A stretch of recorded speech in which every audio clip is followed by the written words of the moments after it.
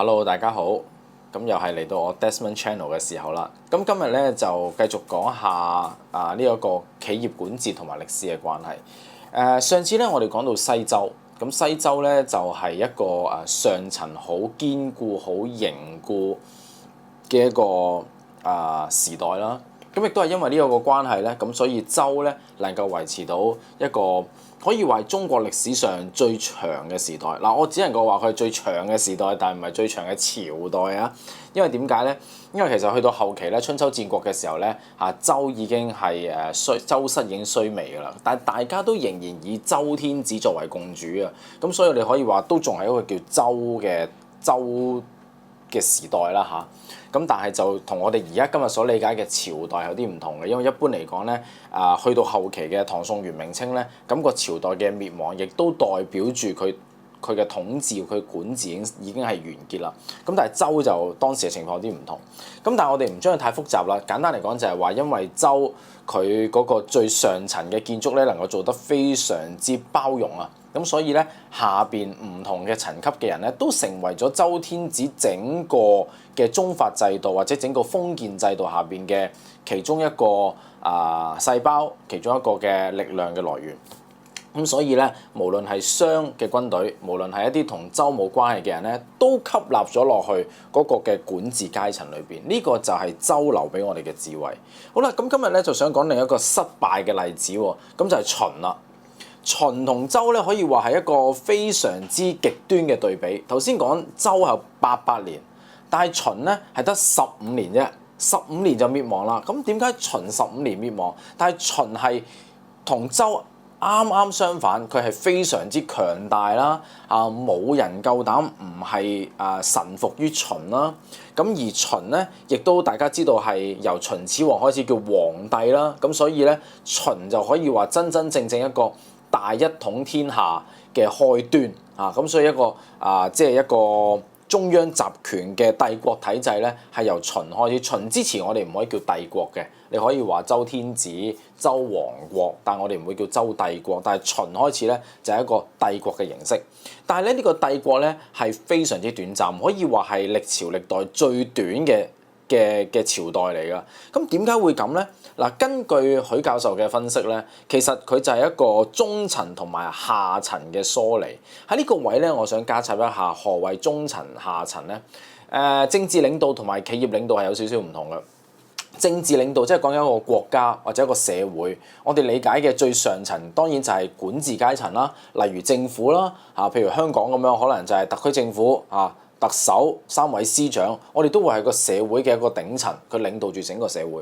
咁如果擺喺一個企業嗰裏邊，咁當然就係董事局啦、董事長啦，或者可能係行政總裁啦等等。咁去到中層咧，就係講緊一班嘅幹部啦。譬如話，如果係一個國家一個朝廷嘅話，咁就係嗰啲嘅統治階層啦，可能係官員，可能係如果有社會性嘅，可能係啲讀書人、士大夫、軍官等等。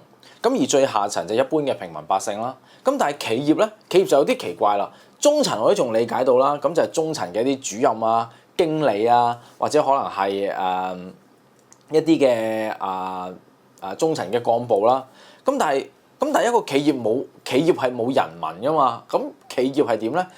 企業嘅最底層咧，我哋可以分為兩班人。呢度同國家唔同嘅。企業嘅最基層就係一啲基層員工。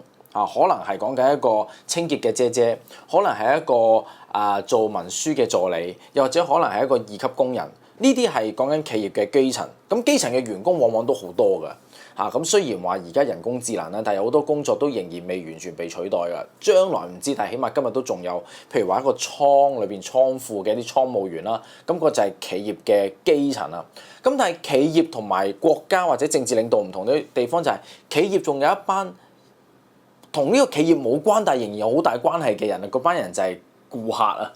咁所以我哋需要咧，中層同埋基層咧，經常要聯繫呢啲同企業有關係，但係唔係企業裏邊內部嘅人，就係一啲嘅會俾錢買我哋嘅服務或者產品嘅人。咁起碼大家有一個基本嘅概念。呢個位有少少唔同，但係我哋粗略就將上中下三層去睇先。好啦，先講翻秦啦。秦咧，佢最大嘅問題就係咧，頭先講啦，佢中層同埋下層咧係疏離嘅。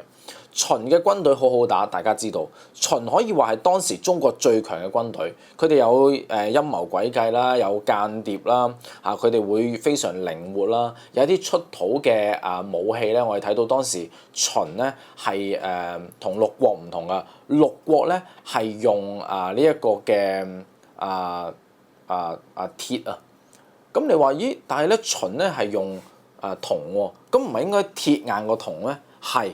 不過原來秦嘅劍咧，除咗用銅之外咧，佢仲加咗石，咁所以其實秦嘅劍係合金嚟嘅。咁而六國嘅劍仍然用鐵，合金係硬過鐵嘅。你可以想象到佢無論喺科技軍事方面，秦軍係狼虎之師啦，非常之好打啦。佢基本上係透過軍事力量去統一咗六國，但係最大問題就係佢亦都係透過軍事去管治國家。呢班打贏咗仗嘅軍人咧，佢就成為咗秦嘅統治階層。咁所以咧，秦咧由商鞅變法開始咧，咁就基本上就係你打贏仗斬咗5個人頭就升做將領，斬咗10個人頭咧就做地方嘅幹部等等。咁但係呢班人基本上唔係一班文官嚟嘅，呢班人基本上係一班專業嘅軍人，佢唔識管治。咁所以當佢哋轉換咗角色之後咧，其實佢唔能夠適應到佢嘅新嘅任務。例如秦嘅軍隊贏咗之後咧，佢嘅職位越嚟越升，後期咧更加委派佢做縣長喎。你可以想象到一個縣有一個職業軍人去做，咁佢點能夠有效咁樣去聯繫到嗰啲平民百姓咧？咁結果咧，你會發現就係秦嘅上層係好叻㗎。例如頭先講商鞅啦，後期嘅李斯啦，韓非啦，或者秦始皇本人啦，佢哋有一班好出色嘅學者同埋統治階層，呢個係個上層。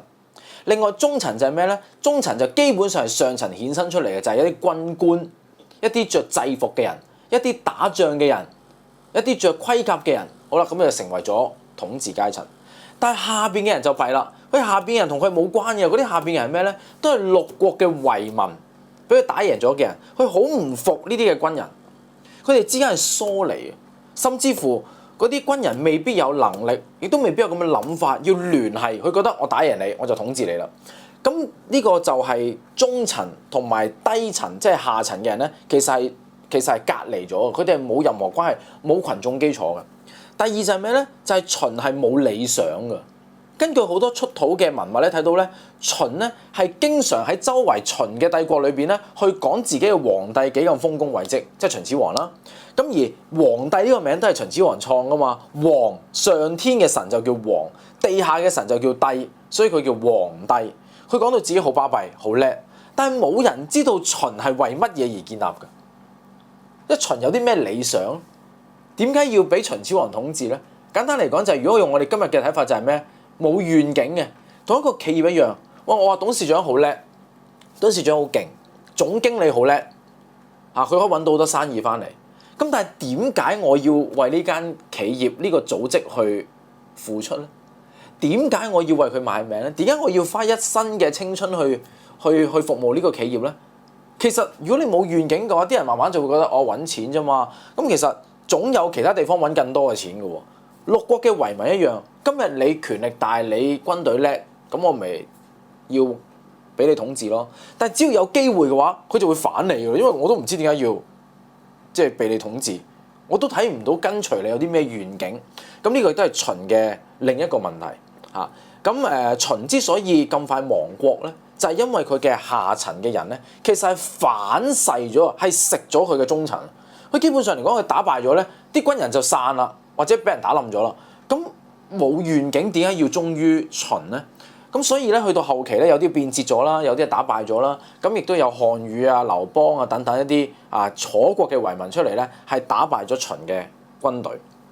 咁所以我哋見到秦嘅龐大嘅帝國咧，雖然佢哋有一班好優秀嘅將領，有一班好能幹嘅官吏啊，嗱，尤其留意一下秦嘅官吏咧，我哋叫做都不少吏。佢哋好多時咧都有一啲我哋今日所講嘅 template 啊，有好多唔同嘅表格去填嘅。